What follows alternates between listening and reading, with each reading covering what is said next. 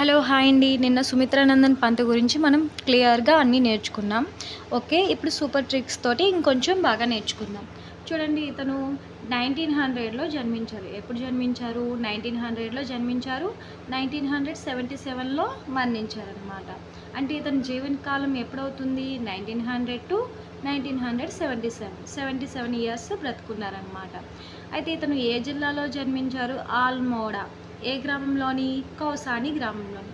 మీరు ఇలా గుర్తుపెట్టుకోండి, కౌసాని గ్రామంలో ఆల్మండ్ ఆయిల్ ఎక్కువగా దొరుకుతుందని. ఎందుకంటే ఈ ఆయిల్ రాస్తే కురులు అనేవి చాలా బాగుంటాయి అన్నమాట. సో ఇతను ఎక్కడ పుట్టారు? ఆల్మోడా జిల్లాలోని కౌసాని గ్రామంలోని. ఆల్మండ్ ఆయిల్ అనేది గుర్తుపెట్టుకుంటే ఇది గుర్తుంటుంది. నెక్స్ట్, साहित्य अकादमी पुरस्कार, सोवियत रूस, चिदंबरा काव्य के लिए ज्ञानपीठ पुरस्कार. ఓకేనా? సాహిత్య అకాడమీ. ఓకేనా? ఇది మనం భారతీయులు ఇచ్చేవారు కదా. సో సాహిత్య అకాడమీ పురస్కార్ ఇతనికి ఇచ్చారు కాబట్టి రష్యా వాళ్ళు కూడా ఇతనికి పిలిచి సోవియత్ రూస్ అవార్డు ఇచ్చారనమాట.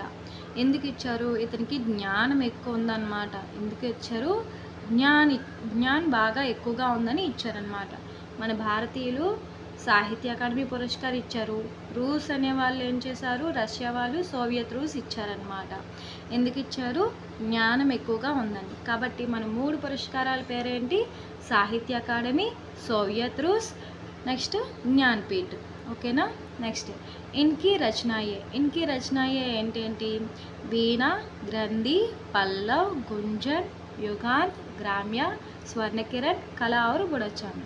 ఇది ఎలా గుర్తుపెట్టుకోవాలంటే, వీణ నుంచి ఒక వేణ ఉందన్నమాట. ఆ వేణ నుంచి గ్రంథులు ఉన్నాయి. ఆ వేణకి ఒక గ్రంథులు ఉన్నాయన్నమాట. అందులో నుంచి పల్లవి గూంజుతీ హై అంటే బయటకు వస్తుందన్నమాట, గట్టిగా గుంజన్. ఓకేనా? అది ఎంత గట్టిగా ఉందంటే దానివల్ల యుగాంతం అయిపోద్దేమో అని అనిపించింది. కానీ ఒక గ్రామం మాత్రం అంతమైపోయింది. ఇందులో ఒక గ్రామం అంతమైపోయింది. ఆ గ్రామము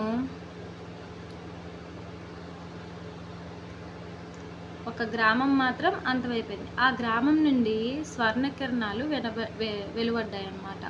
యుగాంతం అయిపోయిన తర్వాత స్వర్ణకిరణాలు వెలువడ్డాయి. అందులోని ఎవరు బ్రతికున్నారంటే కళ ఆరు బుడ అంటే ముసలోడు కదా. ఒక ముసలాయన, నెక్స్ట్ ఒక కళ అనే అమ్మాయి బ్రతికున్నారనమాట. ఓకేనా? చిదంబర, వీళ్ళు ముగ్గురు కూడా బ్రతికే ఉన్నారనమాట. ఈ ముగ్గురు తప్ప మిగతా వాళ్ళందరూ చనిపోయారని గుర్తుపెట్టుకున్నాం. అంటే వీణలో ఉన్న గ్రంథుల్లో నుంచి పల్లవి గుంజాయించడం వల్ల, అంటే బయటకు రావడం వల్ల యుగాంతం అయిపోయిందనమాట. యుగాంతంలోని ఒక గ్రామం అంతా పోయింది, గ్రామ్య. ఓకేనా? ఉదయం లెగ్గానే స్వర్ణకిరణాలు వచ్చాయి. అప్పుడు తెలిసింది ఏంటంటే అక్కడ కళ ఔరు ఒక ముసలోడు బ్రతికి ఉన్నారని గుర్తుపెట్టుకుని, చిదంబర అని ఈ ముగ్గురు కూడా ఉన్నారని గుర్తుపెట్టుకోండి. సో వీణ, గ్రంథి, పల్లవ్, గుంజన్, యుగాంత్, గ్రామ్య, స్వర్ణకిరణ్, కళ और బుడాచామి. ఇది కేవలం గుర్తుపెట్టుకోవడానికి మాత్రమే, ఎవరిని కించపరచడానికి కాదు. థ్యాంక్ యూ సో మచ్ అండి. ఇది ఈ విధంగా మీరు గుర్తుపెట్టుకుంటారని అనుకుంటున్నాను. థ్యాంక్ యూ సో మచ్ నన్ను.